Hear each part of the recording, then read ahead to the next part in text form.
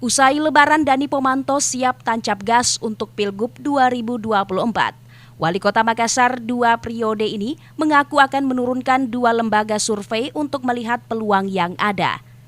Dalam keterangannya kepada wartawan di kediaman pribadinya Sabtu malam 30 Maret 2024, Dani menyebut bahwa meski dirinya berhasil memenangkan Pilwali Makassar 2 periode, tapi itu tak bisa disamakan dengan Pilgub karena cakupannya lebih besar. Di gubernur ini kan pasti tidak seperti wali kota karena dia lebih besar, orang-orang juga yang akan maju pasti orang-orang yang punya kekuatan besar. Nah, sehingga kita harus mengkalkulasi secara baik, termasuk salah satunya survei. Salah satu modal komunikasi dengan partai itu adalah survei. Insya Allah saya punya survei sendiri yang secara nasional teruji. Terakhir tim survei Dani turun pada tahun 2023 lalu. Meski demikian, dia enggan mengumumkan hasilnya.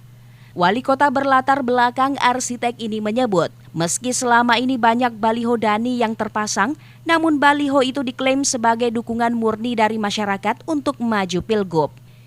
Dani juga menyatakan, sejauh ini dia telah melakukan komunikasi melalui WhatsApp dengan sejumlah partai maupun figur yang berpotensi berpasangan dengan dirinya.